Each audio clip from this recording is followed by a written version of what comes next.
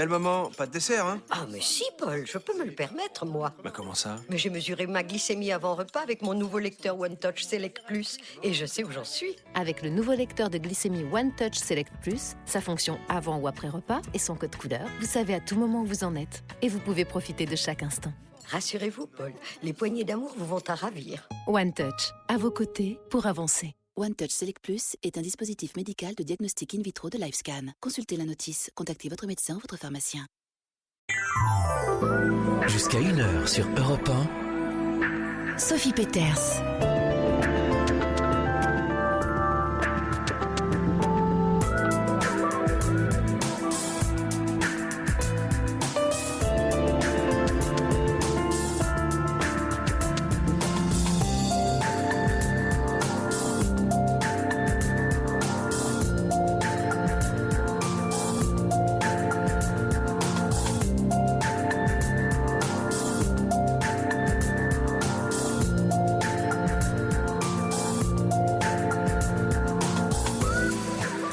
Bonsoir et bienvenue dans la Libre Antenne, l'émission dans laquelle on incarne le vivre ensemble, la tolérance et la bienveillance, toutes choses dont nous avons éminemment besoin en ces temps où la France apparaît comme divisée dans des positions très antagonistes. Mais c'est quoi la bienveillance au fait ? Ce n'est pas faire le bien de l'autre comme on le croit souvent. La nuance autour de cette notion de bienveillance s'établit sur le fait qu'un être n'a pas besoin d'être bien traité, mais d'être considéré. Il peut avoir besoin qu'on traite sa situation, ses difficultés, et alors il doit être capable de demander, mais l'humain a surtout besoin d'être reconnu dans ce qu'il vit. C'est toute la différence entre les êtres et les choses. Les bonnes intentions ne suffisent hélas pas tant qu'une question de mots, il s'agit d'attention. La bienveillance consiste à adopter une posture d'accueil et de non-jugement. Là réside sa difficulté. Ainsi, un collègue ou un ami qui vous confie sa difficulté ne cherche pas nécessairement un conseil. La réponse ne se situe pas au niveau de ce qu'il faut faire ou de ce qu'il doit faire, mais là où se mobilise votre attention. Si elle est tournée vers son problème, vous risquez d'être dans l'urgence et la volonté de l'aider à le résoudre, et donc dans un certain déni de sa difficulté. Les « il n'y a qu'à », faucons, sont de redoutables vecteurs de tension. Si votre attention se focalise sur lui, sur ce qu'il vit, votre présence bienveillante et tranquille l'aidera plus sûrement à trouver sa solution. Le bénévolence de bienveillant qui veut du bien prend toute sa saveur dans le vouloir. Le « je veux bien » est signe d'accord, d'ouverture, de disponibilité et de générosité. Quand le « je veux » témoigne du pouvoir et de l'ego, avec le risque de faire valoir ses bonnes intentions, d'imposer son avis et de nier l'expression du ressenti de son interlocuteur. Une sorte de mise en abîme en fait et de non-considération de la difficulté et de la capacité. Alors qu'être conscient du vécu de l'autre offre reconnaissance et confiance. Ici, on pratique la bienveillance et c'est avec une écoute de grande qualité que Quentin et Corentin vous accueillent au 3921 et c'est Fabrice Fougerouz qui réalise cette émission. N'oubliez pas que vous pouvez également réagir et questionner avec vos SMS au 7 39 21 en commençant votre texto par le mot nuit ou nous adresser un mail sur europe1.fr ou sur la page Facebook de la Libre Antenne du week-end. 39 21, je vous écoute et je vous réponds. Europe 1. Sophie Peter.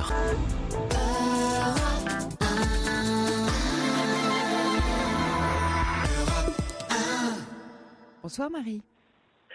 Bonsoir Sophie. Bienvenue. Et bonsoir à vos auditeurs. Bienvenue. Alors vous vouliez nous parler de votre couple, je crois. Voilà, tout Oui. à fait. Tout à fait. Donc j'ai expliqué à Corentin tout à l'heure. En fait, ça fait un petit peu plus d'un an que je souhaiterais divorcer. Et j'arrive pas parce qu'il faut se lancer. Voilà, le côté matériel, ce sera pas un souci. Le côté éducation des enfants non plus, c'est plus de lui annoncer mon souhait de divorcer. Et enfin voilà, donc j'avais besoin de vous en parler et voilà, et de savoir, enfin d'être conseillée. Qu'est-ce qui vous paraît difficile? La crainte de sa réaction, le sentiment de briser quelque chose? Qu'est-ce qui... Oui, parce qu'en fait, déjà, c'est la crainte de sa réaction, c'est vrai. Parce qu'en fait, bon, je me suis un petit peu documentée là-dessus pour savoir comment m'y prendre, parce que j'avoue que c'est pas quelque chose, je n'aborde pas ce sujet. Moi, je l'aborde pas du tout d'ailleurs. C'est vraiment, j'y pense jour et nuit, mais voilà, c'est vraiment, je n'en parle à personne en fait.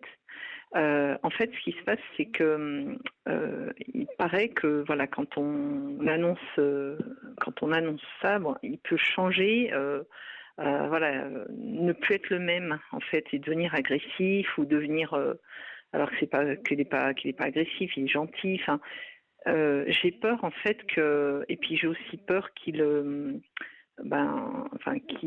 fasse, qu'il soit.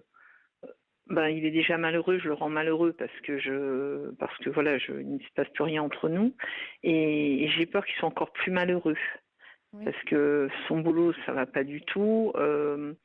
Voilà, donc nous, c'est pas la joie non plus, puisque je ne lui donne plus rien. Et c'est vraiment une vie au quotidien qui est terne, quoi. Vous voulez Il y dire a, que... il y a- Oui. Pardon. Non, quand vous parlez des choses du quotidien fonctionnel, mais Voilà, exactement. On va parler, mais même plus maintenant. Je veux dire, on va parler un petit peu des actualités, ce qui se passe en ce moment. On va partager, voilà, deux, trois idées comme ça. Après, sur le quotidien, moi sur mon boulot, j'en parle plus trop parce que moi c'est plutôt l'inverse. Moi c'est un vrai bonheur. Et alors que lui, voilà, quand il en parle, il est toujours énervé d'en parler parce que ça va pas comme il veut, ça devient compliqué parce qu'on n'est plus du tout sur la même longueur d'onde en fait. oui. Mais Moi, vous l'avez été sur cette longueur d'onde. mais alors on a été Et ça effectivement. tenait à quoi quand ça allait bien? Alors quand ça allait bien, donc c'était au tout début, puis il y a eu des hauts et des bas, mais Oui, au tout comme début, dans toujours. les premières années, son travail allait très bien. Bon, le mien, bon, là-dessus, ça a toujours été, mais le sien allait très bien. Et il y avait autre chose aussi, c'est que moi, j'aime bien ma liberté. Et quand on s'est connus au départ, il était souvent en déplacement. Donc voilà, on se retrouvait le week-end, on avait plaisir à se retrouver voilà, en fin de semaine ou un soir sur deux, ou etc. Donc ça, c'était pour moi, c'était parfait. Et voilà, et donc c'est la vie que je voyais, hein, comme ça. Moi, il est souvent sur la route, donc ça m'allait bien. Et ensuite, 3 ans plus tard, il a connu une longue période de chômage. Et donc pendant cette période de chômage, moi, j'ai continué à avancer. Voilà, à faire énormément de choses en plus de mon travail. Et donc voilà, après on a eu un enfant. Donc on a eu un enfant ensemble. Donc quelques années plus tard. Ensuite il a eu à nouveau un travail. Mais pendant ces années, j'ai dit bon, c'est pas grave, faut qu'on avance. Voilà, moi j'avais des projets professionnels, donc tout allait bien. On a eu un enfant, donc il était content, etc. Après il a eu un boulot pendant 1 an, puis rebelote, chômage. Bon, et au final, tout ça finit par peser. Allô? Oui, oui. Le fait Pardon. que oui, oui. Ce qui pèse, c'est ce sentiment un peu de haut et de bas sur le plan professionnel. Pour vous, le fait que il alterne comme ça ces périodes, vous avez le sentiment de ne pas pouvoir compter sur lui. Qu'est-ce que ça génère en vous? Voilà. Alors effectivement, donc c'est un peu ça. Donc déjà, c'est de moins en moins envie de lui, dans le sens où voilà, il me fait moins rêver, il me fait moins, enfin, il me fait de plus en plus pitié, Ouais. presque. Enfin, c'est un peu, c'est pas méchant hein, ce que je veux dire, mais Non, oui. voilà, il me fait plus rêver. Et en fait, avec toutes ces années, avec ses hauts et ses bas, moi, je suis plutôt quelqu'un d'optimiste, de positif, voilà, je retrousse les manches quand il faut, etc. Et j'ai l'impression que, voilà, moi, donner un coup de pied aux fesses, il avance pas comme j'aimerais qu'il avance. Et lui, au contraire, voilà, enfin, à un moment donné, nos routes, elles vont plus dans la même direction. Vous diriez qu'il est un peu déprimé, peut-être? Alors, il est un peu déprimé parce que moi, je ne suis plus. Je suis toujours sa femme, mais je suis plus attentionnée comme avant depuis quelques années déjà. Alors donc voilà, donc oui, je sais qu'il est un peu malheureux. Enfin bon, il y a toutes Ouais. ces années qui font que moi ça me fatigue. Et là, vous voyez, à l'heure où je vous parle, je suis seule. Voilà, dans mon dans notre appartement, je profite, je suis bien, voilà, je suis à un moment, je Et suis lui, il est où hyper là? détendue. Alors là, en fait, il est parti chercher notre enfant donc chez sa maman. Et voilà, donc il revient demain. Je lui ai demandé de D'accord. revenir demain. Mhm. Parce qu'il était prévu Ouais. qu'il revienne ce soir. Mais Et bon, alors, Marie, quelle conception du couple avez-vous? C'est quoi pour vous un couple? eh bien, justement, je pense que j'ai dû faire fausse route quand... en fait, moi, la conception du Ouais. couple, je me demande si j'en ai vraiment une au final. Pour moi, c'est vrai que j'ai toujours été... je me suis jamais vraiment accrochée à quelqu'un. Oui, enfin, je parle pas de s'accrocher, oui, d'accord. Enfin, Qu'est-ce qui pour vous est censé se vivre dans un couple et de quelle façon vous avez besoin? Est-ce que vous imaginez votre vie sans personne dans votre vie? Parce que c'est sûr, quand il est loin, mais il est toujours là, même quand il est loin, vous savez que vous êtes relié à quelqu'un. Est-ce que vous vous imaginez seul? Mais alors, seul oui. oui, c'est-à-dire, voilà, de vivre, oui. C'est pas de Euh, vivre seul physiquement au quotidien. C'est à l'intérieur de vous, dans votre vie, savoir qu'il n'y a pas de compagnon. Et vous ne construisez pas quelque chose avec quelqu'un. C'est ça que va euh, imprimer le divorce. C'est que quand vous allez vous retrouver dans votre quotidien, les pensées que vous avez, les éventuels besoins de partage, etc., là vous serez seul. Et ça euh, peut vous aller, hein, mais c'est une question importante à se poser. voilà, c'est effectivement une question importante. Donc, je me la suis souvent posée. En fait, je me la pose quand justement, les rares fois où je me retrouve seule, Mhm. et ben, je me sens prête, en fait. D'accord. Et quand vous dites sur la conception du couple, vous dites peut-être j'en ai pas. Qu'est-ce que vous imaginez sans dire j'en ai une personnelle, mais à quoi, voilà, on vous dirait donner une définition pour vous du couple, une généralité, qu'est-ce que vous diriez? Ben, la définition du couple, c'est déjà qu'ils s'aiment, que ce soit Oui, réciproque, qu'il oui, y ait vraiment de l'amour et voilà et que les gens le voient, que les enfants le voient, que ça se qu'il y ait voit. beaucoup de partage Oui, et que l'un peut compter sur l'autre, mais l'autre aussi peut compter. Vous voyez qu'il y ait oui. une réciprocité là-dessus Oui, parce que justement, quand vous parlez de ça, lui qui traverse donc des moments difficiles dans mhm, sa vie professionnelle, de quelle façon lui peut compter sur vous? Est-ce que c'est ça ben aussi un couple? Ben voilà, en fait, j'ai l'impression, là, depuis ces dernières années, ben oui, que lui compte toujours sur moi, mais moi, je compte plus du tout sur lui. En fait, je Mais sais pas parce comment que, vous expliquer. oui, mais parce qu'il est peut-être pas momentanément en capacité. Est-ce que quand il va bien ou quand ça se passe bien dans sa vie, vous pouvez compter sur lui? Ben, le problème, c'est que c'est tellement instable que aujourd'hui, j'ai, c'est pas une question de confiance, mais voilà, je sais que si on fait des projets ensemble. Justement, j'ai voulu faire un essai, entre guillemets, l'année dernière.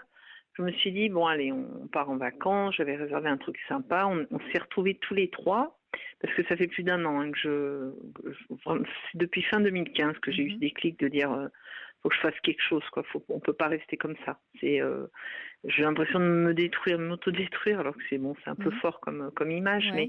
en fait, donc l'été dernier, donc voilà, donc j'ai retroussé les manches. On a réservé un truc sympa. On a passé vraiment de très bonnes vacances. Euh, C'était les vacances, donc voilà, il était à son sa période, à sa fin de période de chômage puisqu'il reprenait un nouveau boulot peu après. Et donc voilà, donc donc suite à ça, j'avais besoin de changement. Il y a tout un tas de choses, des projets que j'avais en tête et que j'ai fait. Je suis allée au bout de mes projets. Donc moi, à titre personnel, qui m'ont beaucoup apporté depuis. Et en fait, donc quelques mois plus tard, donc donc un mois plus tard, même vraiment envie de changement. Allez, on va acheter une belle maison, on va se retrouver, on va changer de vie. Mais quand je dis on, c'est de la famille, toute la famille. Oui. Donc voilà, et donc pareil, je suis donc allée au bout de mes projets, de ces projets-là. Donc voilà, là-dessus on était d'accord sur tout. On avait enfin bref, tout était prêt. Il n'y avait plus qu'à signer. On avait rendez-vous chez le notaire. Voilà. Et en fait, mais bon, peu de temps avant, en fait, on est allé à la banque aussi pour le prêt, etc. Enfin, chose habituelle. Et là, quand la banque, quand le banquier nous dit, ok, mais en fait, on va se poser sur le dossier de Madame. Moi, ça a été un choc pour moi. En gros, c'était ok, même si on est mariés, c'est à bord de tous les deux, c'est pas le problème, c'était pas ça ça c'était prévu, mais voilà, c'est qu'en fait, il l'accordait entre guillemets grâce à moi. Oui, parce que c'était vous la plus solvable à ce moment-là. À ce moment-là, tout à fait. Donc j'ai dit c'est pas grave, c'est comme ça, c'est la vie. Mais donc on allait, donc tous les rendez-vous étaient fixés. C'était et quelques jours avant, j'ai passé quasiment une nuit blanche. J'ai pas dormi et ça cogitait beaucoup dans ma tête. Mon mari à ce moment-là était en déplacement, donc j'ai dû appeler le lendemain matin. Et donc je l'ai appelé, je lui ai dit écoute, je crois qu'on va tout annuler. Je sais pas ce que je fais, je sais pas où on va, mais j'ai peur de me planter. Effectivement, j'avais peur à ce moment-là parce que donc son boulot n'est pas sûr encore aujourd'hui. À l'heure où je vous parle, son boulot n'est pas sûr. On va signer un truc, on va encore s'engager dans etc. Alors qu'aujourd'hui, on n'a pas de réagi souci. à ça. Alors, comment il a réagi? Il était très triste au téléphone. Je l'ai senti pas dépité, mais compréhensif. Mais parce que il m'a toujours écouté, il m'a toujours suivi. C'est vrai que là-dessus, la confiance là-dessus, il n'y a aucun problème. Mais je l'ai senti quand même dépité. Et moi, je lui ai expliqué. Parce que vous lui dites finalement ce qu'il. Il comprend. Non, mais il comprend que parce que lui n'est pas solvable, vous lâchez le projet. Donc, forcément, il est triste parce qu'il se sent à la fois un peu coupable et coincé. Et il sent que vous lui faites pas confiance. Mais quand vous racontez, quand vous parlez, Marie, et je ne sais pas si vous en avez conscience, mais vous dites il faut que je fasse quelque chose et pas qu'on fasse quelque chose. Que le projet, c'est je. Et on sent que dans ce couple, il y a vous. Et puis, il y a lui, je sais pas où, mais il n'y a pas de on, il n'y a pas de nous. Vous faites pas corps. Et quand vous pensez, quand vous racontez ce que vous pensez, ce que vous élaborez, le projet, la maison, c'est je, et puis lui, il suit. Donc, comment lui, il peut trouver sa place dans un couple où vous êtes... Effectivement, vous pouvez être la locomotive ou le wagon de tête, mais à ce moment-là, où est sa place? Et qu'il y a un équilibre qui manifestement ne se crée pas. Et la conclusion que vous faites, c'est en fait, il me sert à rien, j'ai plus besoin de lui. Mais quelle place vous lui donnez? Et la question que je souhaiterais vous poser, c'est parce que pareil, le divorce, vous y pensez toute seule, comme un projet très personnel. Mais est-ce que vous êtes posé la question de dire qu'est-ce qu'on peut faire ensemble de ce couple? Est-ce qu'il y a une chance à lui donner? Éventuellement une thérapie de couple?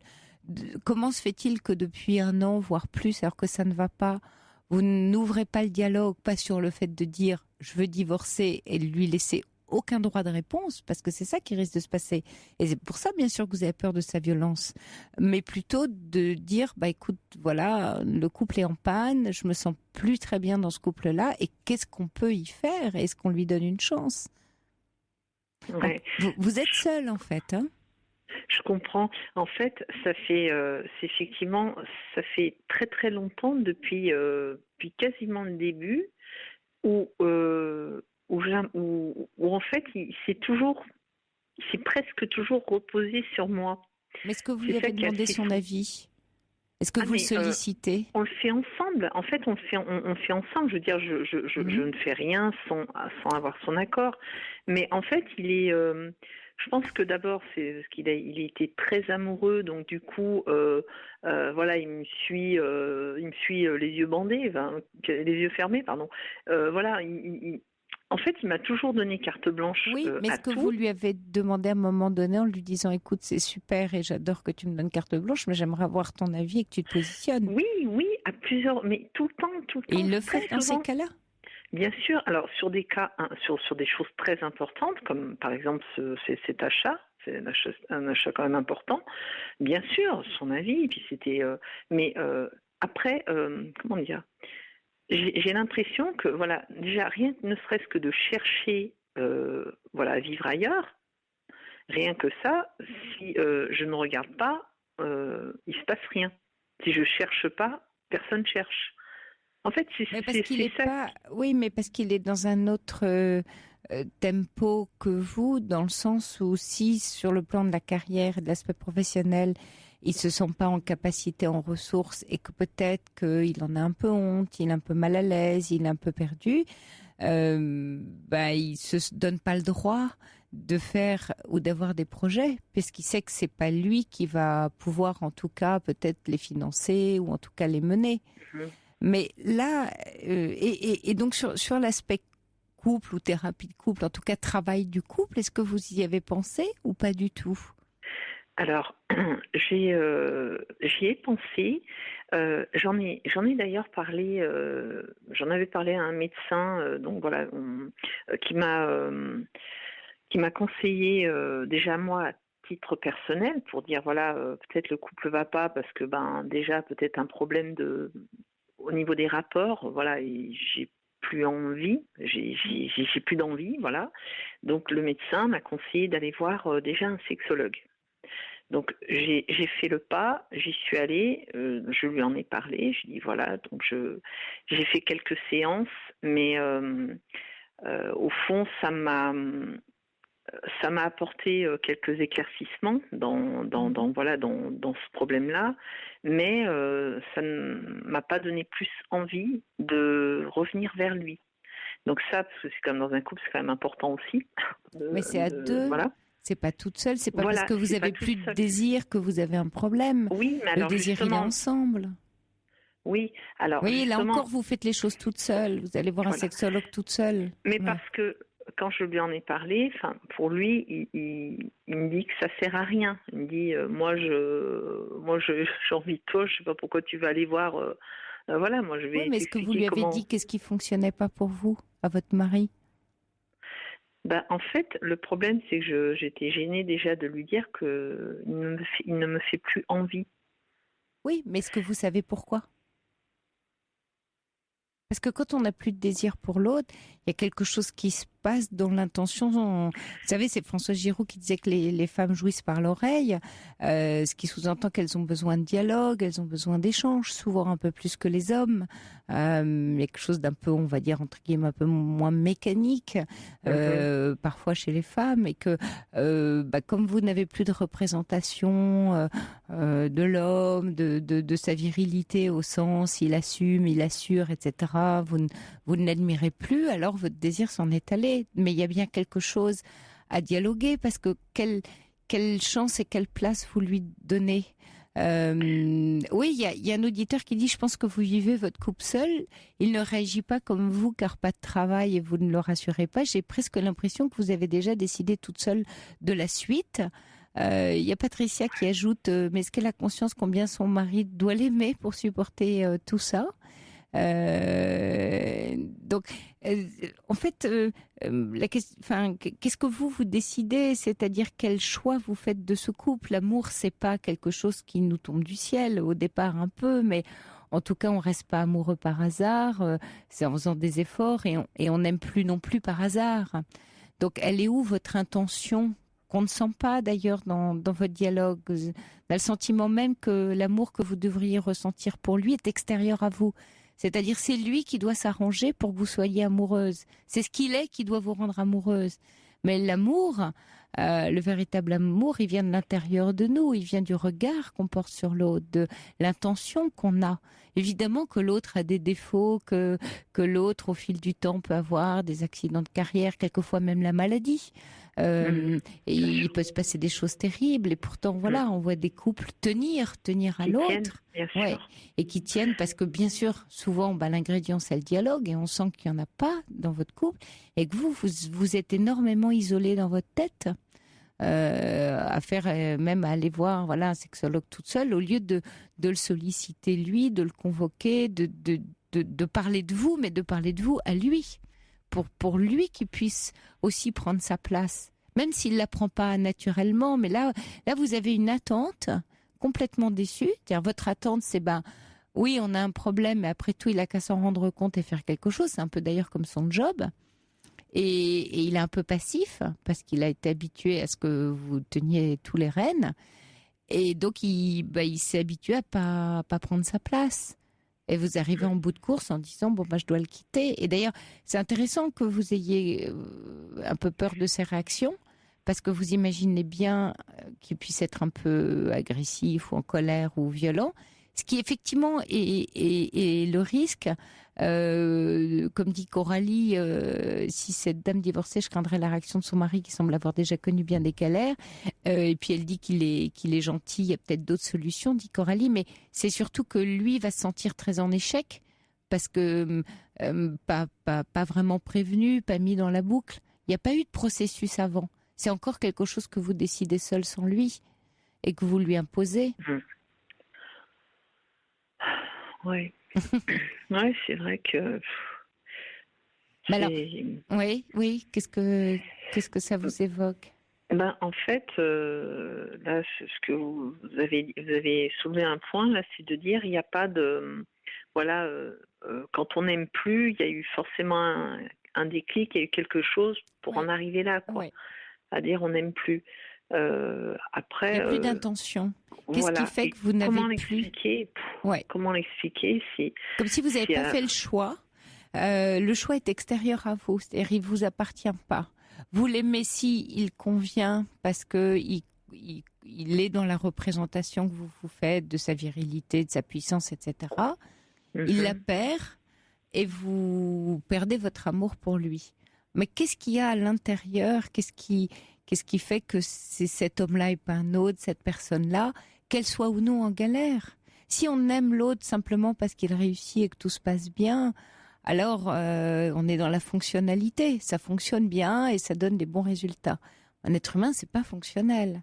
Donc oui, il arrive que dans un couple, l'un des deux membres rencontre une difficulté. C'est bien dans la tempête d'ailleurs qu'on voit les bons marins. Hein. Et finalement, c'est aussi sous les orages qu'on voit qu'est-ce que c'est qu'un lien. Qu'est-ce qui compte réellement? Mais en fait, ce qui compte, moi je pense que j'ai mis quand même beaucoup du mien à supporter. Enfin, supporter, c'est un grand mot. Oui, tout est juste. Mais en fait, c'est le jeu. C'est-à-dire, oui, vous avez mis beaucoup pour faire fonctionner ce couple. Vous avez tiré le train toute seule. Vous avez, comme vous dites, supporté. Mais vous ne l'avez pas supporté. Vous voyez, en supportant tout, vous ne le supportez plus. C'est très intéressant ce mot de supporter. C'est qu'à force de tout supporter toute seule sur vos épaules, ça devient insupportable. C'est trop. Mais en face, vous avez quelqu'un dans lequel vous ne l'avez pas renvoyé à sa responsabilité. En tenant coûte que coûte, vous avez avancé. Et vous avez perdu votre amour en route et votre intention en route, puisque si vous avez fait tout ça finalement, on peut vite imaginer que vous avez fait tout ça dans l'espoir qu'il bouge, qu'il fasse autre chose. Donc il y a une attente cachée quand on fait tout comme ça pour que ça fonctionne. Et puis il vous déçoit du coup. Oui, il ne peut que vous décevoir dans ce système-là. Il a toutes les chances de vous décevoir puisque vous fournissez tous les efforts. Donc ça dégrade totalement la relation du couple. Alors que vous auriez tracé votre route, votre métier, ça va, en l'invitant lui à être dans sa capacité et en lui disant combien c'est important pour vous que ce couple reste vivant, que bien sûr en le stimulant dans sa ressource, dans sa capacité, dans le désir que vous avez de lui, mais pas dans l'attente, pas je fais tout et puis quand ça ira mieux, et puis un jour ça va pas mieux donc je m'en vais. C'est que vous êtes trop seul, trop à tout prendre en charge. Disons que après, il y a des hommes où c'est vrai il y a des hommes, c'est des meneurs, c'est des gens qui prennent des initiatives, ils savent, moi j'ai eu une autre vie, donc voilà, donc c'est vraiment des meneurs, ils savent où ils vont, ils savent. Moi, je pense qu'il y a un autre problème avec tout ça, c'est que de toute façon, quoi qu'il arrive, je pense, même je sais que quand je me suis mariée, je me suis dit, si ça tient 5 ans, ce sera déjà bien.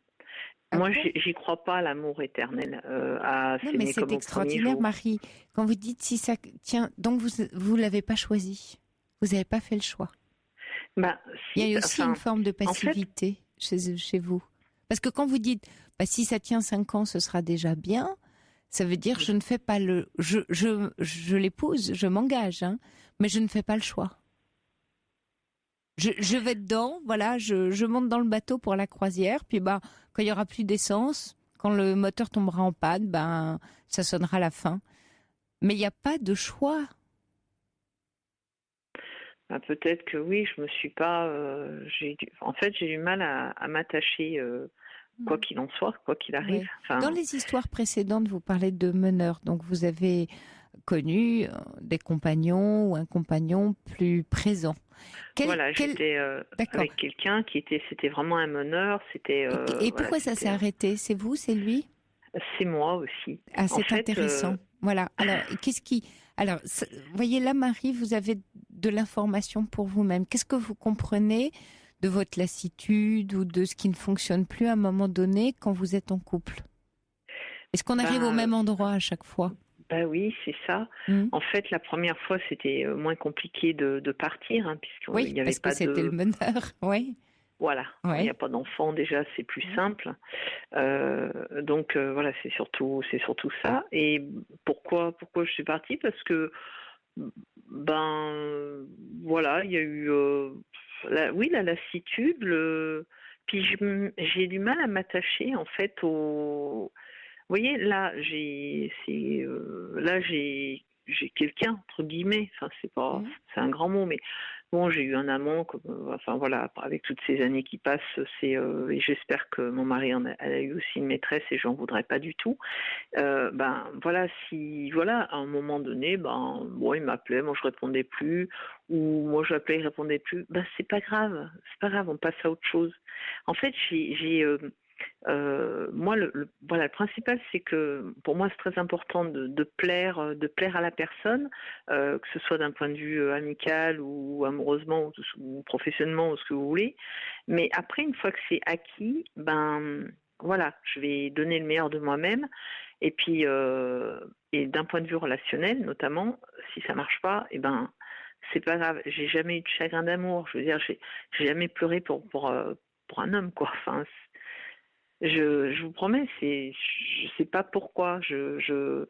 Alors que parallèlement, à contrario, au niveau professionnel, là, c'est très important pour moi de plaire, je donne le meilleur de moi-même. Mais les relations avec les hommes et puis même amicalement avec certains, si on peut pas plaire à tout le monde, ça de toute façon c'est bien connu.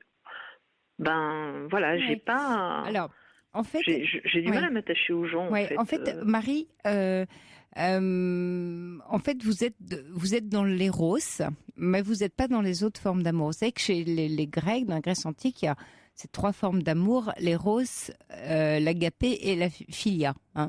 L'éros, c'est, on va dire, la plus commune, en fait. C'est ce que les gens considèrent souvent comme le grand amour. C'est les papillons dans le ventre. C'est ce que vous dites, c'est l'attirance, la séduction, la sexualité. Le problème avec ce type d'amour, c'est que l'objet du bonheur, ça dépend des situations, des circonstances qui entourent la relation. L'amour est ressenti et directement lié à la perception qu'on a de l'autre, et non de la personne, de ce qu'elle est réellement. Donc effectivement, ça dure ce que ça dure. Et c'est vraiment l'image de l'amour telle que la société nous le propose aujourd'hui. Et en même temps, hein, c'est vrai qu'on peut ressentir des choses extraordinaires. La filia, en fait, c'est le stade de l'amitié dans l'amour, hein, l'amour fraternel, quand on apprend à connaître vraiment l'autre. Et là, à ce moment-là, dans un couple, c'est la mise en commun des intérêts, des valeurs, des objectifs. On apprend à connaître l'autre avec ses valeurs, ses qualités. Ça dépasse les circonstances, donc ça dépasse les situations professionnelles, les aléas de la vie. Alors, c'est vrai qu'il n'y a plus de papillons à ce stade-là. On n'est plus dans la séduction. C'est le moment où on commence à remarquer les différents traits de caractère et les défauts de l'autre. On se met à scruter les détails de la relation, on se demande si ça vaut le coup. Et c'est souvent à ce moment-là que ça prend fin, d'ailleurs. Ou à ce moment-là, tout d'un coup,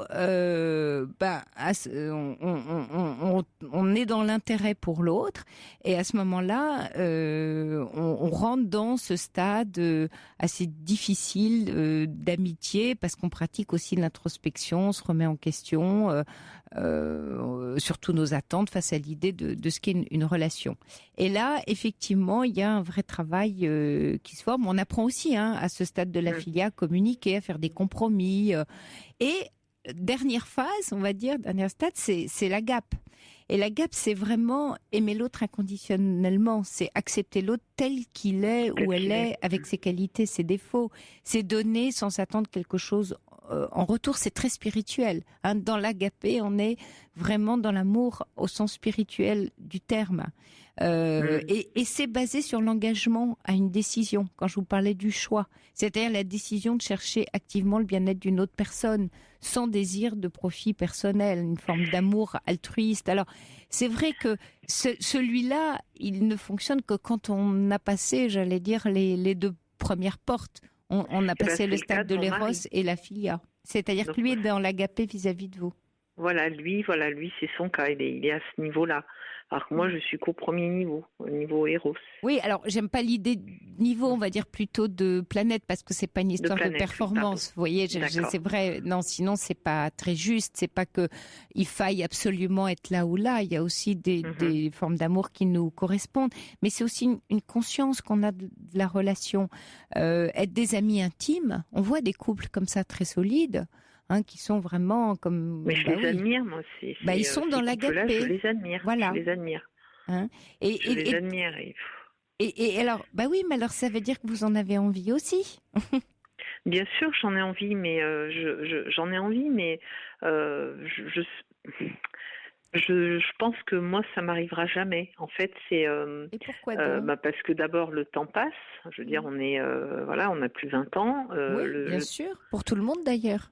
Voilà, pour tout le monde, le temps passe et puis pour arriver à ce stade, quoi, de avoir un amour inconditionnel, de ce que vous expliquez, quoi, pour arriver à ce stade, mais moi je sais que c'est, oui, peut-être qu'un jour avec quelqu'un d'autre. En fait, je regarde un petit peu autour de moi, je regarde mes amis, je regarde ce qui se passe. Bon, j'ai des divorces autour de moi, hein, mais j'ai aussi des couples, mais que j'envie énormément. Parce que voilà, c'est notamment une amie qui a beaucoup galéré dans sa vie et qui là est tombée sur une perle.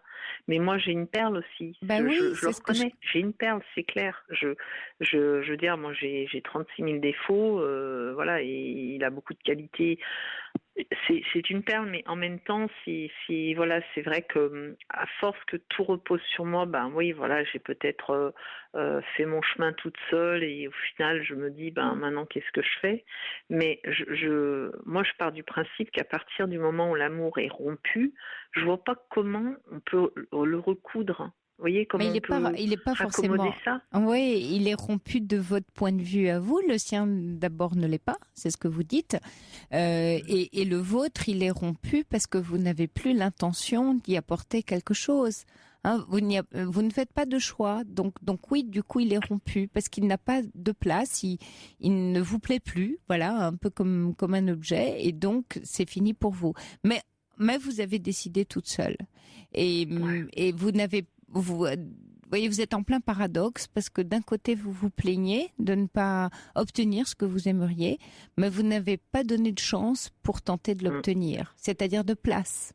Et il n'y a pas de dialogue du tout dans votre couple. Or, les couples là que vous admirez, il y a du dialogue, il y a quelque chose qui se crée, il y a de la confiance. Or, vous vivez seul. Vous avez appuyé sur justement le mot, c'est dialogue. C'est un vrai problème.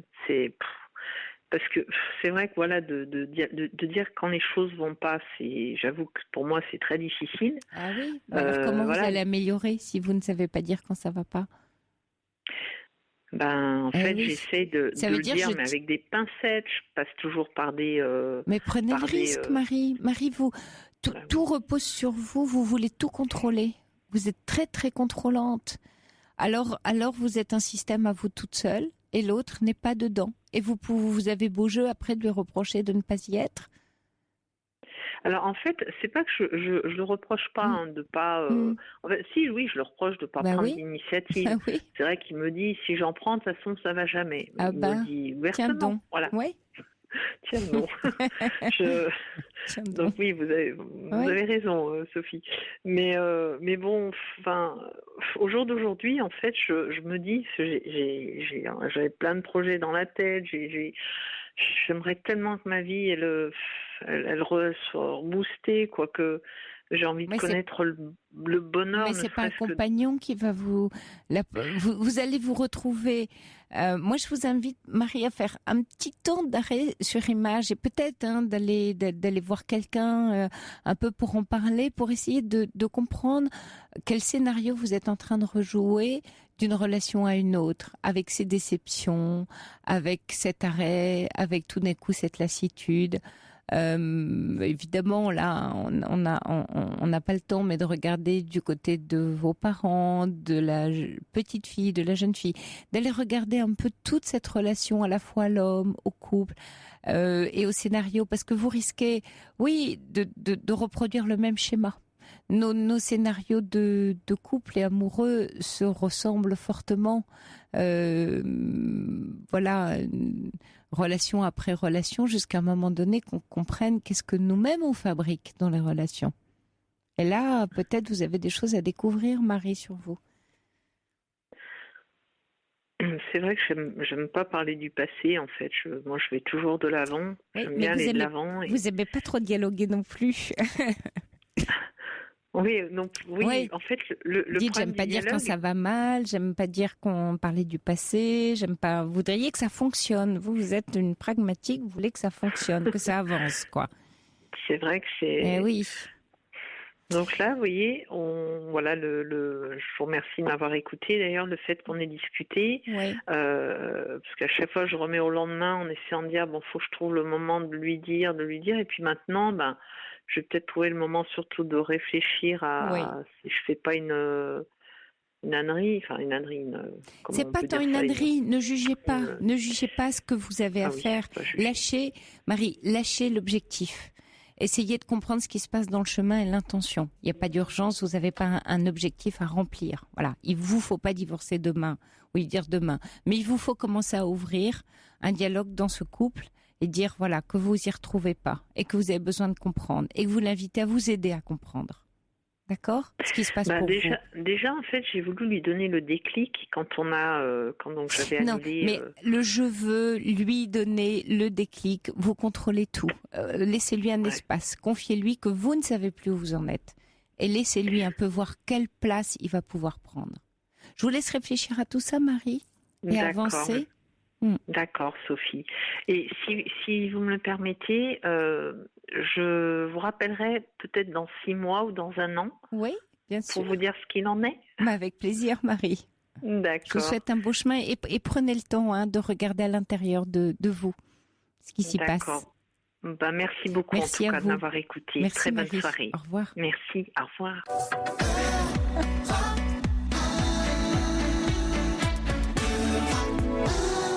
Bonsoir Gilliane. Oui, bonsoir Sophie. Bienvenue. Merci. Je ris toute seule de mes bêtises, hein, mais ça va non, bien. mais ça fait du bien de rigoler un peu. Voilà. Parce que c'est vrai Je trouvais que- ça joli. Il y avait une chanson comme ça, il n'y a pas, vous le dites ou je sais pas. Si, Là, je alors, demandais ça à existe. l'équipe, là, il y a bien un truc là, moi, vouloir Si, toi. si, ça existe. Hein, mais oui. c'est vieux, ça date, c'est Oui, années oui, c'est 80. pas pareil, oui. Bon, Gilliane, vous vouliez parler de votre maman. voilà. Oui. Je voulais parler de ma maman. En fait, alors c'est un peu, je voudrais pas me perdre en trop de détails et tout ça. Je voudrais aller vite, enfin pas vite, mais Oui. au moins être concise. En fait, bon, pour faire clair, disons, ça fait une dizaine d'années qu'elle a une maladie de type Alzheimer. Et donc, au début de la maladie, bon, elle était avec un ami qui restait avec elle pendant 5 ans. Et ensuite, il est mort. Bon, en fait, il mangeait avec elle. Bon, il l'a supporté. En fait, il l'aidait, quoi. Il était dans le quotidien. Et il est décédé. Donc, je me suis dit, bon, voilà, je suis fille unique. Bon, moi, je vais m'en occuper, quoi. Voilà. Et bon, et là, j'ai fait tout ce qu'il fallait pour mettre en place kiné, en fait, conseil général, APA, en fait, tout ce qui pouvait la stimuler au maximum. Et bon, voyant que finalement les choses empiraient, bon, en fait, j'ai fini par décider d'aller dormir. On vous chez elle. entend plus bien, Gilliane. Peut-être. Ah, Oui, allô voilà. Oui, c'est mieux. J'ai fini par Oui. décider d'aller dormir chez elle le soir, quoi, pour Oui. pouvoir aider, quoi, en fait. Et puis après, il y a encore un ami de mon mari et moi qui est venu pour m'aider et tout. Donc j'étais super organisée jusqu'à maintenant. Mais il se trouve que là, d'un coup, j'ai pris conscience d'un coup que j'en pouvais plus, quoi, que j'étais arrivée au bout du fourneau, que j'avais plus d'énergie positive pour organiser tout ça, pour faire face pour pallier cette maladie. Parlez bien dans l'axe de votre Vous téléphone, oui. m'entendez pas Oui, parce qu'on vous perd par moment. D'accord, oui. Mm. Je disais, j'avais plus d'énergie pour faire face à cette maladie, quoi. Oui. Mais c'est ce qui est le cas, hein, Gilliane. Alors, je ne sais pas si les médecins ou le personnel un peu soignant que vous voyez pour votre maman vous en a parlé, mais accompagner quelqu'un frappé d'Alzheimer, c'est épuisant, hein, sur le plan Voilà. psychique. Et Oui. oui. Et donc j'étais de plus en plus épuisée et en fait je me disais bon c'est pas vrai, ça va revenir, je vais retrouver le tonus et tout. Vous m'entendez là? Oui. Ah bon, ça va.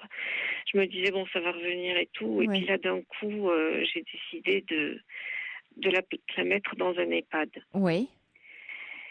Et je me suis dit, bon voilà, c'est pour ça que j'appelle, parce que c'est une décision qui est vraiment, pas facile déjà à prendre, mais je l'ai prise. Donc à partir du 1er juin, elle y sera. J'ai été choisir la maison et c'est bien. Bon, en fait, bon, c'est comme c'est, enfin, c'est bien, façon de parler, mais disons que pour moi, c'est comme une page qui se tourne, vous voyez, c'est dont je voulais parler, c'est-à-dire c'est un peu comme un renoncement, vous le vivez comme si vous aviez renoncé. Oui, voilà, oui. Ça c'est terrible. Je l'ai vécu comme un abandon, quoi. Sentiment que vous abandonnez, alors que vous étiez je lâche.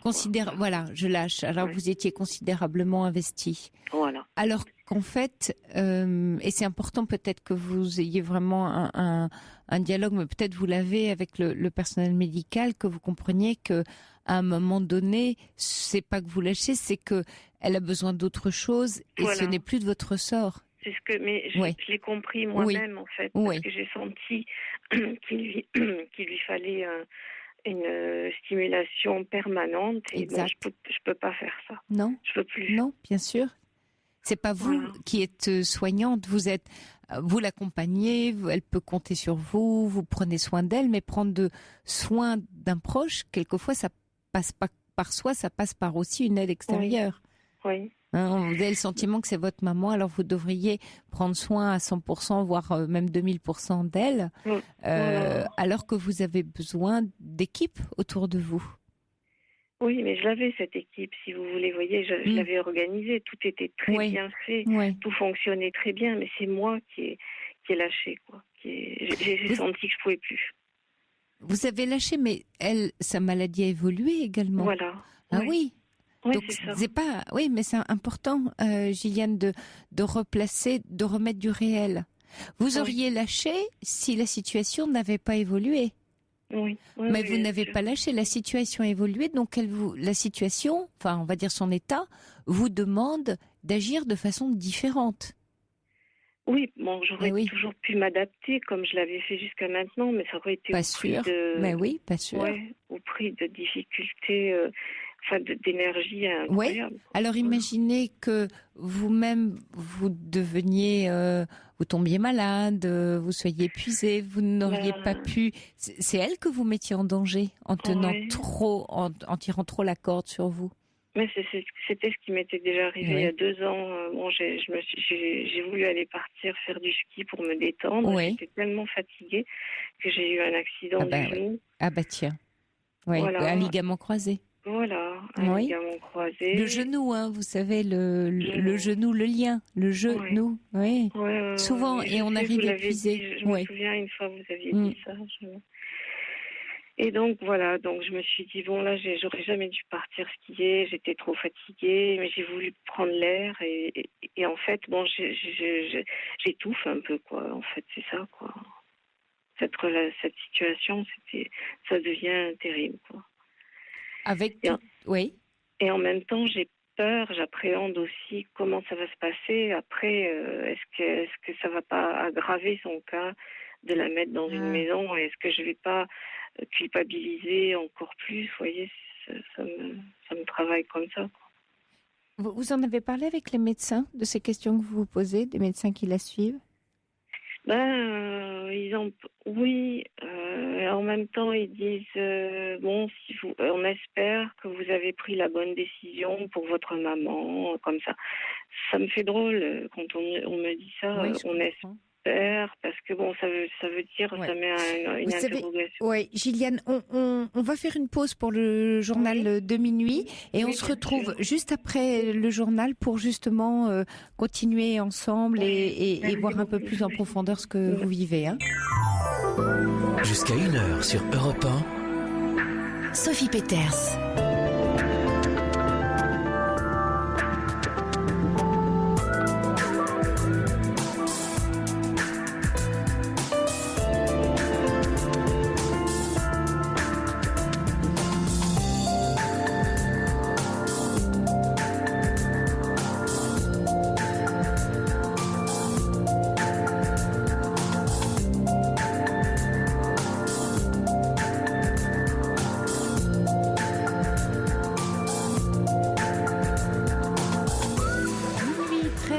Vous écoutez Europe 1 et c'est la libre antenne qui se poursuit avec vous et en direct. Une libre antenne dans laquelle on se confie, on se questionne, on fait des liens entre ce que l'on vit, ce que l'on éprouve, ce qu'on pense, qu'on agit.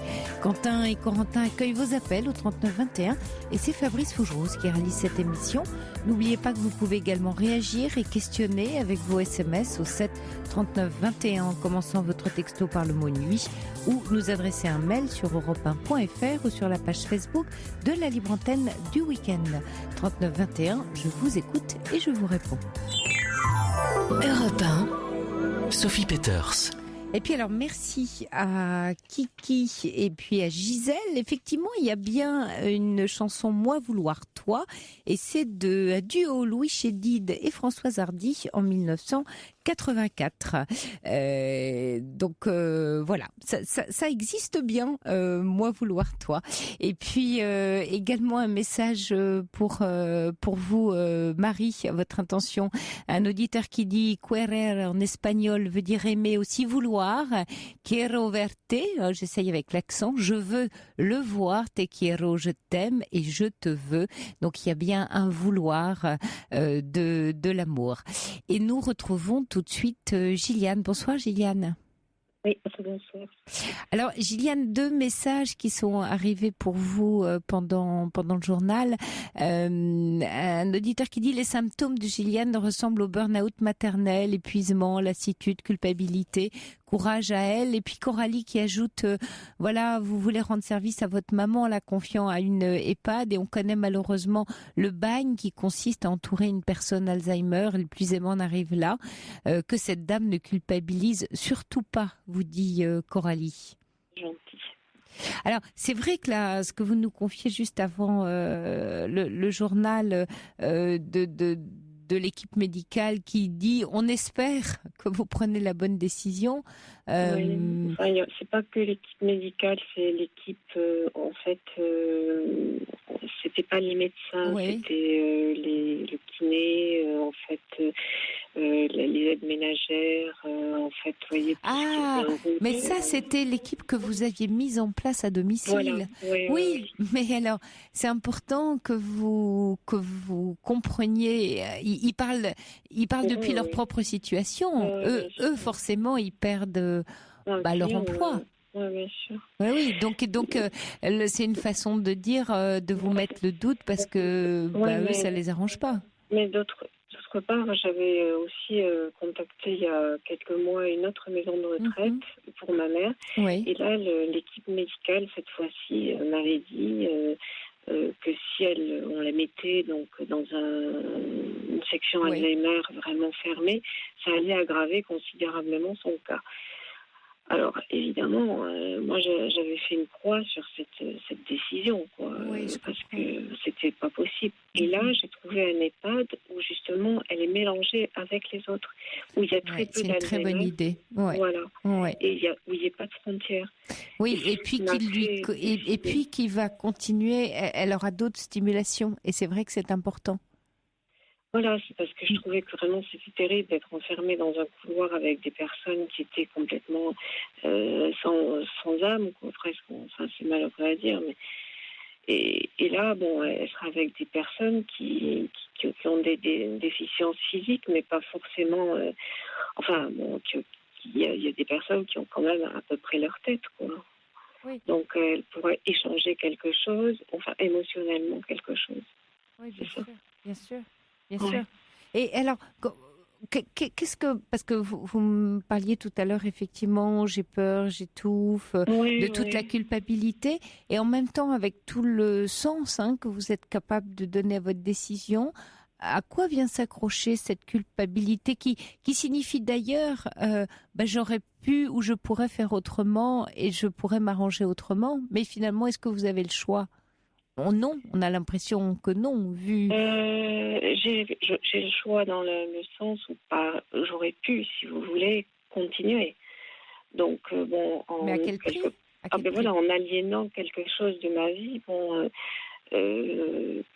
qui passe comme tout le monde, et je me dis, peut-être que, je sais pas, j'aurais bien vivre un peu en attendant de... je serais tranquille un moment, quoi. Oui, et puis ce qu'il y a surtout, c'est que vous avez besoin de garder intact, en tout cas de garder vos ressources pour être là pour elle. Parce que si vous épuisez, alors à ce moment-là, elle peut moins compter sur vous. Oui, il y a ça aussi. Il y a aussi, je ne vous cache pas, une part de me dire, j'ai envie de pouvoir partir le soir, de pouvoir ne pas être là à 7 heures, de pouvoir programmer quelque chose libre, de ma vie, quoi, toute seule, quoi, sans avoir toujours à penser par rapport à elle, quoi. Alors ça interroge, Gilliane, la valeur que vous vous donnez à vous-même, votre estime de vous-même. C'est quelle place vous vous donnez. Si l'autre, y compris votre maman, prend toute la place, il n'y a pas de place pour vous. Et s'il y a de place pour vous, vous n'êtes pas complètement là pour l'autre, parce que vous ne pouvez plus donner de vous. Ça interroge l'image que vous avez de vous. En quoi j'ai le droit, moi, de me donner du temps, de me faire du bien. Ça touche les croyances. En fait, je dois être là pour elle, je dois tout faire pour l'autre. Et moi, alors qui n'est pas de l'égoïsme, qui est quelque chose de l'ordre de l'équilibre dans les relations. Oui, mais enfin, bon, disons, j'ai un peu l'impression, c'est la décision Oui. que je prends cette décision et en même temps, ça me libère énormément par Bien rapport sûr, bien sûr. à ce que dans le cas de figure que j'étais jusqu'à présent. Et dans cette nouvelle liberté que je vais avoir, pas que je culpabilise, je me dis, est-ce que c'est pas égoïste quelque part, enfin, entre guillemets, est-ce que ça n'est pas une attitude un peu personnelle, quoi? Alors, il y a une différence entre quelque chose que l'on fait pour soi, mais en tenant compte de l'autre, c'est-à-dire au titre d'une relation. Et puis, comme vous parlez d'égoïsme, l'égoïsme, c'est l'autre n'existe pas dans l'égoïsme. Là, c'est pas ce que vous êtes en train de dire. C'est je fais le constat et je le vis, je le ressens que je suis épuisée, que je n'en peux plus, que je suis au bout de mes forces, et que si vous continuez comme ça. C'est votre capital, c'est votre batterie interne qui va totalement se décharger. Donc la responsabilité que vous l'avez bien sûr face à votre maman et vous l'assumez, vous l'assurez pleinement, mais vous en avez une vis-à-vis de vous. Et si celle-là vous l'oubliez, celle-là va coûter très très cher parce qu'elle va se rappeler à vous par de la maladie, par de la dépression, par beaucoup de choses. Donc vous pouvez pas faire l'impasse sur vous-même. Et ça, c'est pas de l'égoïsme. C'est pas où je tiens compte de moi, ou je tiens compte de l'autre, c'est pas ou bien, c'est et je tiens compte de l'autre, de ma maman en l'occurrence, et je tiens compte de moi. Oui, je me dis d'autre part, j'ai tenu 5 ans et je m'en suis pas trop. J'ai réussi à tenir comme ça en ayant des échappatoires, en faisant beaucoup de sport comme j'ai toujours fait. Et là maintenant, subitement, cet équilibre-là ne tient plus. Oui. Alors c'est ça qui m'interroge, quoi, en fait. Mais bon, ce qui vous interroge, c'est de ne plus avoir vos ressources. Finalement, vous avez peur de ça. Vous vous faites peur à vous-même. Vous dites j'y arrivais avant. Comment ça se fait qu'aujourd'hui j'y arrive plus? Voilà. Ben oui. Pourquoi? Et alors et qu'est-ce qui va se passer? Oui, mais tout simplement, Gilliane, c'est que tout être humain que nous sommes, on a besoin d'aller prendre de la ressource quelque part un peu. Notre corps s'alimente par la nourriture, notre psychisme, notre âme, notre énergie s'alimente aussi à d'autres sources. Là, vous avez parlé de sport, mais c'est les rencontres, c'est l'amour, c'est le partage, c'est les voyages, c'est plein de choses. C'est tout ce qu'on vit. Si tout d'un coup votre vie se résume à un seul endroit où vous donnez tout à un être aussi cher soit-il, mais tout est mis à cet endroit-là et qu'il n'y a plus aucun autre endroit de votre vie où vous prenez de la ressource, alors vous avez épuisé votre capital d'énergie. Donc c'est ça qui a changé. Ce qui a changé, c'est que vous avez fini par vous épuiser par trop d'efforts sans créer un équilibre des balances, c'est-à-dire à vous arriver à prendre de la ressource. Et d'ailleurs, cet auditeur qui parlait de burn-out maternel, oui, c'est la même chose des mères qui font tout et qui sont entièrement dévolues à leurs enfants. On trouve ça aussi. Alors, Gilliane, il y a Bernard qui souhaite échanger avec vous et qui a vécu une situation semblable, qui souhaite vous rassurer. Bonsoir Bernard. Oui, bonsoir Sophie, oui, bonsoir bienvenue. Madame. C'est Gilliane, oui. Merci de nous appeler Bernard. Alors Bernard, vous aussi, vous avez dû placer, donc je sais pas, votre maman ou votre papa, un de vos parents. Non. Juste, je suis en train de vous entendre. Ce que vous avez dit, c'est que moi je suis passé par là, j'ai subi tout ça. Oui. C'est-à-dire, j'ai subi, donc j'avais plus de vie. Ma vie, c'était ma mère, quoi. Donc j'étais coupé de tout. Donc je me suis oublié complètement. L'entourage, naturellement, que vous savez, plus ou moins les amis ou les relations amoureuses, tout est beau, tout est joli quand il n'y a pas de problème. Et dès qu'il y a un petit problème qui se met, tout le monde fout le camp. Donc, ah oui, non, mais ça c'est... disons que je ne vais pas être honneur de leçon. Bon, voilà, c'est comme ça. Je veux dire, à la limite c'est peut-être humain. Je ne sais rien. Bon, je ne porte pas de jugement. Donc, voilà. Puis moi, je suis à... Donc, moi, je l'ai gardé pendant 6 ans. Oui. Chez vous, donc. Pendant, et encore, j'ai eu un coup de chance. Enfin, un coup de chance, non, parce que moi, j'étais chez Ancienne Génération. J'ai 66 ans passés. Donc, moi, j'ai pu partir à la retraite avant que les lois passent à 58 ans. Donc, oui, je suis parti à 58 ans, à travailler à l'âge de 14 ans, donc je pouvais partir à 58 ans. Donc, à l'époque, puisque maintenant ça a changé, donc, au moment où je me suis retrouvé en pleine retraite, ma mère a commencé à plonger. Oui. Oui.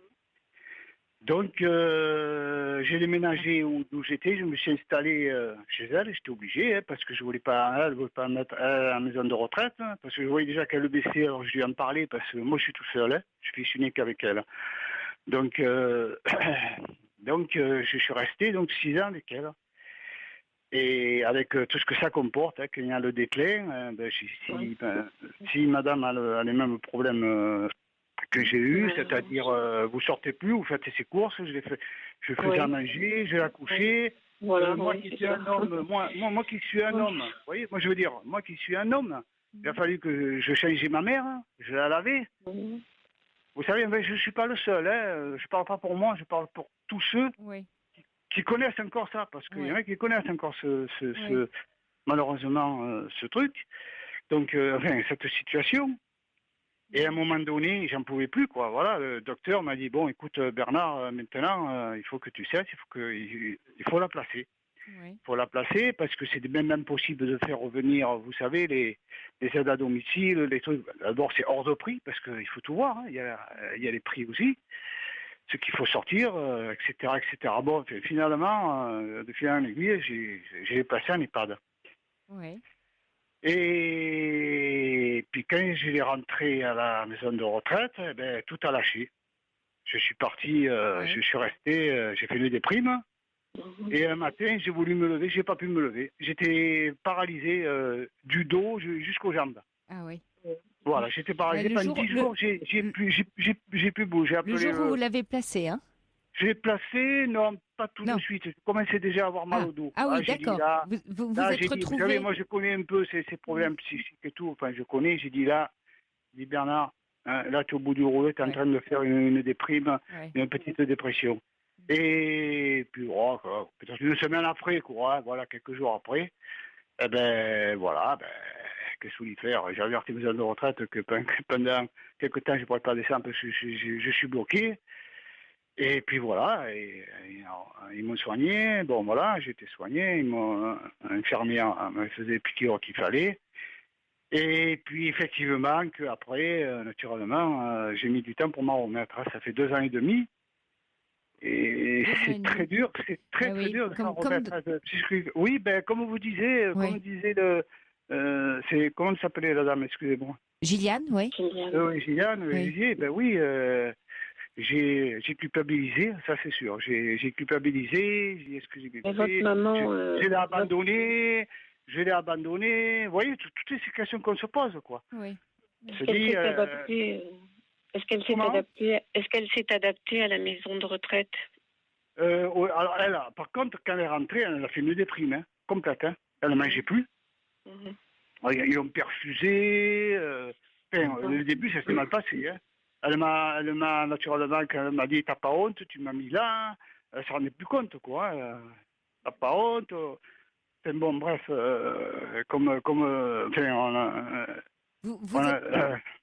on a vécu. Ouais. Pardon? Oui, vous avez des frères et sœurs, Bernard? Non. Je suis fils unique. Ouais. Et vous, Gilliane? Non, je suis toute seule aussi. Ah oui, donc ça repose chacun sur vos épaules. Vous ne pouvez pas partager. Et oui, ça fait que après, bon, voilà, tout autour d'elle. Il y avait plus rien. Il y avait plus de week-end. Il y avait plus un peu mon sport pour m'entretenir. Il y avait plus rien, quoi. Je sortais plus. Ça a été, voilà. Bon. Mais les débuts, j'ai dit, ça va s'arranger. Vous savez, on est quand même un côté optimiste. Je prenais ça un peu. Bon, puis je me suis dit, c'est la fatalité de la vie. C'est comme ça. Vous voyez, moi, j'ai pris ça sur une situation de la fatalité. De fatalité. Bon. J'y peux rien et donc il faut que je serre les dents et que j'y aille. Pendant les premiers temps, les 3 premières années, bien que déclaré, mais enfin, je me disais, j'ai pris la bonne solution, c'est ma maman, ok, elle m'a élevé, parce qu'elle m'a élevé toute seule, bref. Et donc, voilà, puis après, ça s'aggravait de plus en plus. Il fallait que j'amène, puis vous savez, je ne sais pas si Adam le fait, tous les mois, c'était le docteur, après c'était le cardiologue, après c'était les laboratoires, après c'était... Bien sûr, Et aujourd'hui, elle a eu des problèmes de poumons, La nuit, moi, toutes les nuits, je me levais pour lui mettre le masque, bon, parce qu'elle a eu des problèmes aussi, une compression pulmonaire, enfin. Vous voyez un peu, hein. Donc, et aujourd'hui, Bernard, comment ça se passe pour vous et comment ça se passe pour elle? Ah ben moi, ce que j'ai fait, c'est que quand elle était placée, moi je suis parti, je suis allé habiter où je travaillais avant, donc je suis retourné habiter dans une petite commune à 40 km. Hein, c'est pas tellement loin, à 40 km, parce que pour partir de là, donc pour me reconstruire, et bon, ça a mis du temps, et c'est pas encore, c'est pas top, hein. Je peux encore, parce que chaque fois, alors le plus terrible, c'est quand on y va, quand vous rentrez dans ces maisons de retraite, excusez-moi, mais ça vous prend la gorge, quand vous voyez toutes ces personnes âgées donne le cafard, dans des états, alors, c'est très triste. Quand vous voyez ça, vous savez, ça vous prend. Alors quand vous voyez votre mère, là, maintenant, elle ne peut plus marcher, elle est obligée d'être dans le fauteuil, vous savez, maintenant, les muscles ont lâché, tout ça. Donc, ça fait que chaque fois que je m'en vais, je passe la nuit suivante, je passe une mauvaise nuit. Je suis pas. Alors voilà, donc c'est pour ça dire à madame, vous voyez, il faut pas culpabiliser, c'est comme ça. Alors, quand on est obligé, qu'est-ce que vous voulez faire? C'est terrible, c'est sa mère. Sinon c'est votre santé qui y passait, vous pouviez pas être là pour elle, hein, c'est ce que je disais à Gilliane. Voilà, donc après je suis tombé en déprime, j'ai perdu 6 kilos en une de temps, les derniers temps j'ai perdu 6 kilos, quoi. Là ça va, j'ai repris, mais après c'est toujours pareil. Vous savez, ça vous maintient quand même un peu dans la culpabilité. Moi, je vous le dis, ça vous maintient toujours, enfin pour moi. Mais la culpabilité, Bernard, ce que je disais d'ailleurs à Gilliane, c'est la croyance qu'on pourrait faire autrement. C'est une illusion de toute puissance. On se sent coupable parce qu'on imagine qu'on aurait le choix de faire autrement. Et en fait, quand on vous écoute tous les deux, hein, Bernard comme Gilliane, vous n'avez pas d'autre choix. Sinon, c'est vous qui ne tenez plus physiquement et psychologiquement. Donc non. La culpabilité, bien sûr qu'elle nous est très utile parce que c'est un garde-fou et qu'on en a tous besoin humainement, et que ceux qui n'en ont pas quand on fait quelque chose qui a trait à être un acte répréhensible ou à faire du mal, qu'on éprouve de la culpabilité est quelque chose de sain, mais qu'on en éprouve alors même que c'est cette croyance de dire en fait je devrais faire autrement que ce que je fais alors même que je n'ai pas le choix. Vous n'avez pas d'autre choix, en fait. Non, j'avais le dos dur, mais en plus, je l'acceptais pas. Parce que ça faisait déjà plus d'1 an que le docteur... Oui, mais c'est la croyance que... La doctoresse, mais vous êtes le fils, Gilliane, c'est sa fille. Chacun a la croyance de dire je dois être là à 100% pour ma mère. Et je suis parce que je me disais, quand j'étais jeune, elle m'a élevé. Donc, elle a été là, elle s'est retrouvée seule avec moi. Bon, enfin, qu'importe, comme des milliers et des milliers de situations. Bon, je suis dans une situation parmi tant d'autres. Mais voilà, donc elle a été là, elle m'a pas lâché. Et donc je dois être là pour elle. Et là, moi, je me suis dit, bon, c'est moi, c'est nous. Vous voyez ce que je veux dire? Oui. Oui, vous comprenez, vous pensez, donc... et puis c'est toujours pareil, après, vous savez, tout ça, après c'est un peu personnel, parce que à ce moment-là, on se retourne sur son chemin de vie, et on fait par rapport, comme les gens, on fait plus ou moins par rapport à son chemin de vie, par rapport naturellement à son âge, par rapport à son âge. À 20 ans, on fait pas son chemin de vie, bien sûr. Et moi, au-dessus de 60 ans, vous m'excuserez, mais vous vous retournez, vous vous posez. Bon, voilà, vous faites un petit bilan, entre guillemets, quoi, voilà, bon, et puis vous continuez votre vie par rapport à votre vécu. Moi, on vit par rapport à son vécu, hein. Il y en a, voilà, donc... c'est pour ça que je vous dis, par rapport encore plus au vécu de ma mère, je me sens toujours un peu, voilà. Mais comme c'est une maladie dégénérative, à un moment donné, vous pouvez pas être tout seul à tout combler. Et c'est le cadre de la maladie aussi, c'est la réalité de cette maladie-là qui fait que vous ne pouvez pas tout tenir, vous, dans la situation. Eh oui, non, mais ça c'est sûr, Et oui, mais ça, vous voyez, un peu comme faisait ma mère, parce que vous savez, ils ne se rendent pas compte qu'ils sont fatigués, ils ne se rendent pas compte. Bien sûr. En plus. Ouais. Vous savez ça, ils se rendent pas compte. Alors des fois, je disais, maman, mais regarde, ah non, mais ça ne rendait pas compte. Non, mais moi je vais bien. Mais elle ne se rendait pas compte. Elle a oublié de fermer le gaz. La nuit, des fois, je me levais quand j'entendais aller aux toilettes. Elle voulait. Alors je me levais. Je regardais discrètement ce qu'elle faisait et tout, mais des fois, elle prenait la couche, elle laissait la couche dans les toilettes. Vous voyez, j'ai dit non, j'ai dit à un moment donné, mais elle ne se rend pas compte, vous voyez. Quand j'ai mis la maison de retraite, elle était un peu préparée, vous savez, il y a une psychiatre qui était venue là, lui expliquer tout ça. Elle disait oui, mais dans le fond, elle était ailleurs, quoi. Ouais. Et quand elle s'est retrouvée à la maison de retraite, alors là, ça a été, comme je vous ai dit, alors là, j'étais... Non, mais je la comprenais, avec... elle m'a mis plus bas que terre, quoi. Voilà, voilà. Bon, non, mais je la comprenais, parce qu'elle ne le voyait pas, vous voyez. Ouais. Vous voyez ce que je veux dire, la personne ne se rend pas compte. Oui. Alors elle m'a dit, tu m'as trahi, tu m'as mis là-dedans, je voulais pas aller dans une maison de retraite et tout. Je la comprenais, mais elle ne se rendait pas compte de tout ce que je faisais. Vous voyez ? Bien sûr. Tout, de A à Z. C'est comme si c'était un bébé. De A à Z. Je lui avais même son linge, je faisais tout, changer les draps, je faisais la lessive, tout. Enfin bon, moi ça ne me dérangeait pas, parce que moi je suis célibataire, et toute ma vie je me suis débrouillé tout seul. Oui, il y a ce qu'elle remplace, elle prenait aussi une grande place dans votre vie, donc ça vous... Ah oui, mais les dernières... non, mais encore non, après quand moi j'ai fait ma situation, tout ça, ma mère elle a toujours travaillé, ça allait bien, mais c'est après à 80 ans, elle a commencé, maintenant à 95. Ouais. Oui, bon, la mienne est beaucoup plus jeune, mais bon. Oui, mais maman, ça a commencé à 83 ans. Elle a commencé, exactement, j'ai vu, à 83 ans, ça a commencé un peu à descendre. Puis après... Enfin, moi, la même chose que vous. Oui. Je dis, ce que Bernard vit, c'est exactement ce que je vis moi. Peut-être que je me suis un peu plus entourée que lui, mais sinon... non, moi j'étais pas entourée. Si, moi je le suis. Oui, mais Gilliane dit qu'elle est plus entourée que vous, Bernard. Oui. Merci Bernard pour votre témoignage et d'avoir voulu échanger avec Gilliane aujourd'hui. Gilliane, j'avais une question à vous poser. Est-ce que vous avez contacté l'association France Alzheimer de Monte-Coralie? Oui, parce qu'en fait, vous savez qu'ils font une formation pour les aidants. Oui, vous êtes au courant. Oui, je suis au courant de tout. Je me suis intéressée à tout, tout ce qui existait. Et c'est d'ailleurs par France Alzheimer que j'ai eu cette EHPAD. Cette EHPAD. Voilà.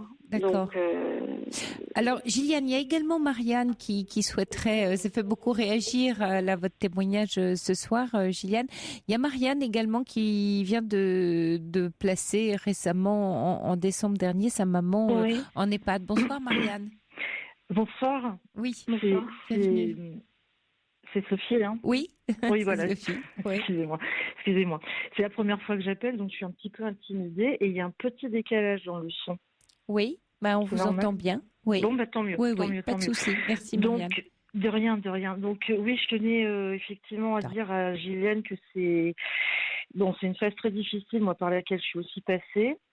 Sachant que j'ai fait le maximum pour maintenir maman à domicile, donc je suis aussi passée par l'accompagnement total, avec une relation qui est devenue archi-fusionnelle par contre avec ma mère, et puis à partir de décembre, suite à de nombreuses chutes à répétition, moi n'arrivant pas à la relever, devant appeler les pompiers systématiquement, hospitalisation régulière. Et puis tout le monde est en train de me dire, depuis quelque temps déjà, oui, tu devrais quand même penser à la placer, ce serait mieux pour toi, tu devrais penser à toi, mais quand on traverse ce genre d'épreuve, on n'est pas du tout apte à penser à soi. Ouais, on est complètement tourné vers l'autre.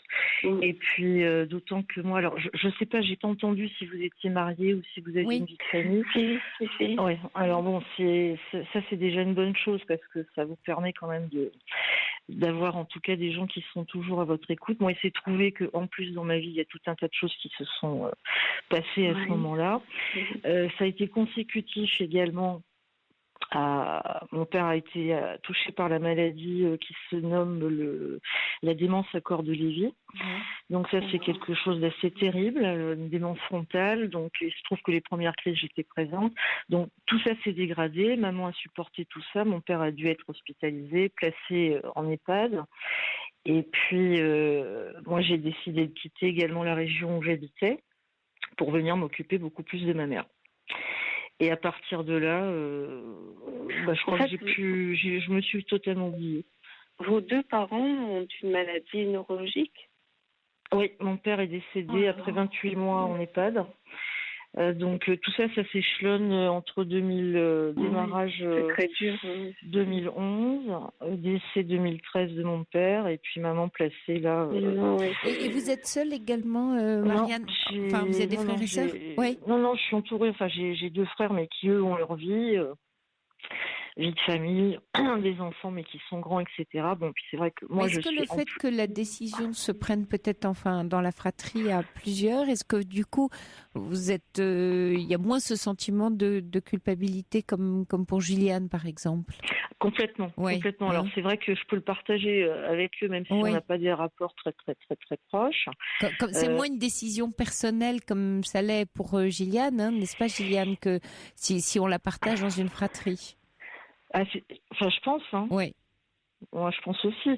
À côté de ça, quand on est une femme un peu indépendante, entre guillemets, qu'on a l'habitude de prendre des décisions, qu'on vit avec ma mère en tout cas, à ce moment-là, et moi j'ai suivi un peu la dégradation, parce qu'au départ, on ne veut pas du tout le voir, hein, évidemment. Il y a un déni total, et puis jusqu'au jour où le médecin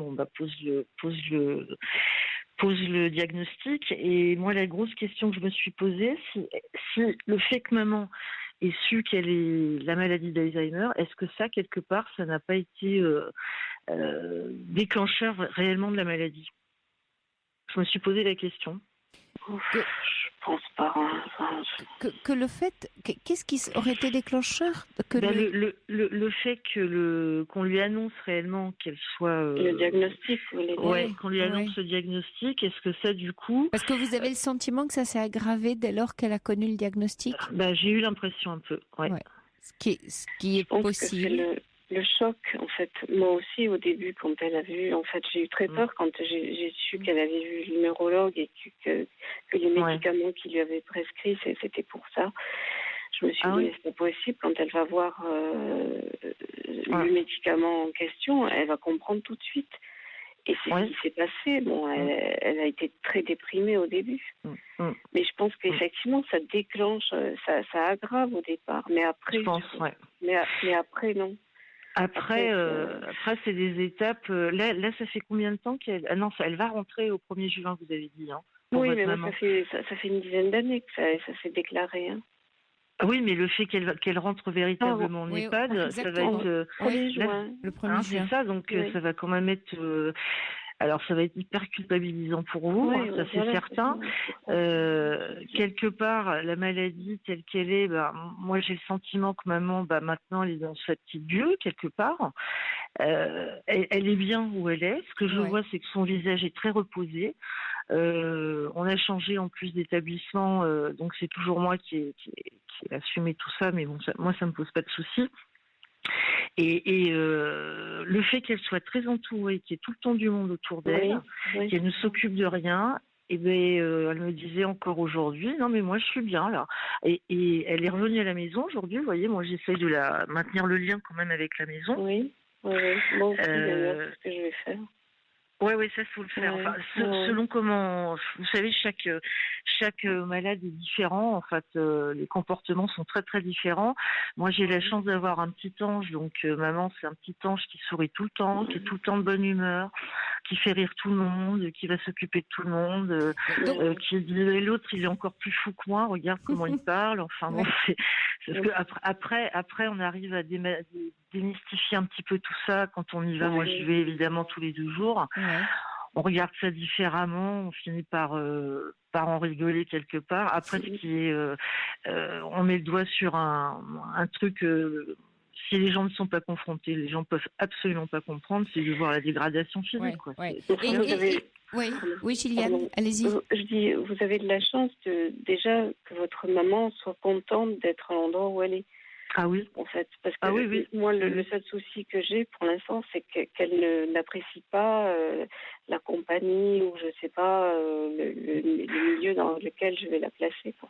Ouais, mais vous avez commencé à lui en parler, Gilliane, à la préparer, c'est ça? Je peux pas parce qu'elle comprend plus rien. Ouais, elle va oublier en fait. Oui. Puis elle va pas comprendre quoi ce que ça veut dire vraiment. Ouais, c'est trop tôt. Là, en plus. Elle va quitter la maison chez vous.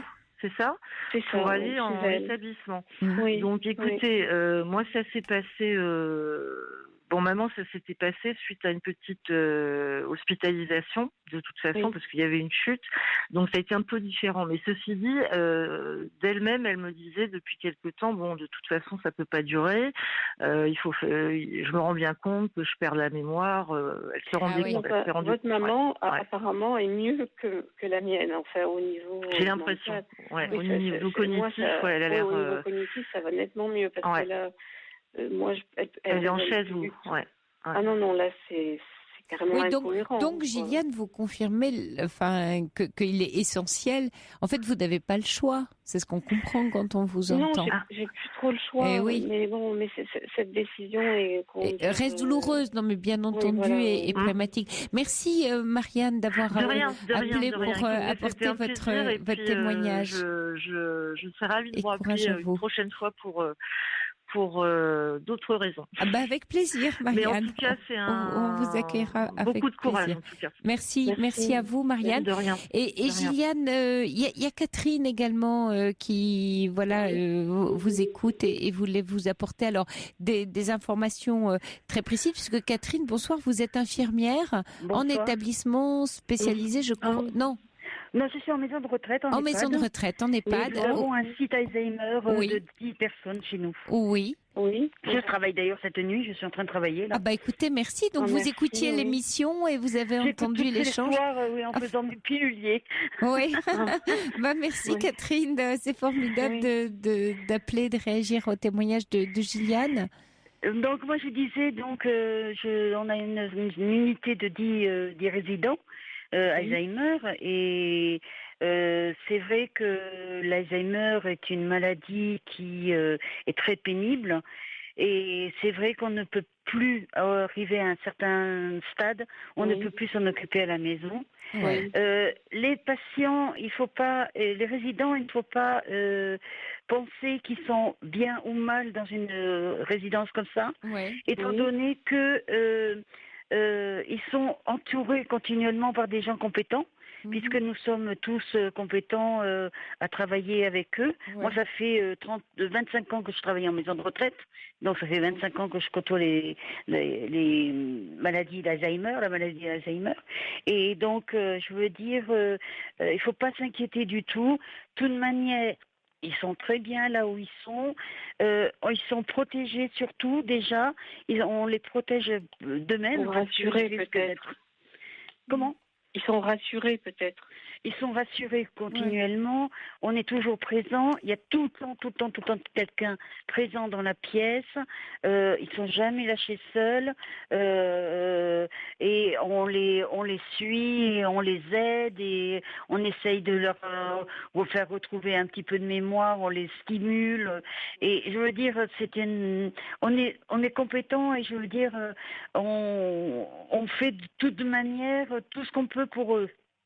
Et les familles, c'est vrai qu'elles ont toutes toutes, ça fait 25 ans que je travaille, elles ont toutes la culpabilité de les avoir placées. Ouais. Moi, si j'avais eu ma maman qui était Alzheimer, bon Dieu merci, elle n'y est pas, mais je l'aurais placée aussi parce que je sais ce que c'est de vivre avec une maladie d'Alzheimer. Moi, j'ai vu une dame rentrer ici, son mari est tellement épuisé qu'il est décédé. Oui. Donc... Oui, c'est ce que je disais finalement, Gilliane, tout à l'heure. C'est attention à ne pas épuiser ses ressources. On n'est plus aidant du tout dans ces cas-là. Voilà, oui. Et il y a des gens comme vous, Catherine, dont c'est le métier, en plus. Oui. Mais tout ça, j'en ai conscience, si vous voulez. Mais bon, après, émotionnellement, moi, j'adore mon métier. J'adore mon métier, j'ai toujours été en EHPAD parce que j'ai toujours adoré ce métier dans les maisons de retraite. J'ai toujours adoré les personnes âgées. Et donc, ça fait 25 ans que je travaille en maison de retraite. Et alors, Catherine, qu'est-ce que vous dites justement quand des familles viennent vous confier ce sentiment de culpabilité, de ne plus être assez là pour leurs parents? Je leur dis, ne vous inquiétez pas, de toute façon, ils sont bien entourés et ils risquent rien là où ils sont. On les aide au niveau alimentaire, au niveau soins, au niveau... Et ne vous inquiétez pas. Et puis, de toute façon, ils oublient très, très vite. Ils vont oublier l'instant présent. Oui. Ils vont pas oublier ce qui s'est passé il y a 20 ans ou 30 ans, mais ils oublient l'instant présent. Oui, ça c'est terrible. Donc en fait, les échanges, est-ce que ça veut dire, Catherine, que les échanges qu'on a avec eux, on aurait intérêt à leur parler des souvenirs du passé, d'échanger avec eux, nous, on le fait souvent. Oui, vous le faites souvent. Ah oui, c'est ça. Nous, on le fait, oui. Et vous conseillez donc aux familles qui viennent les voir de se rappeler les bons moments. Oui.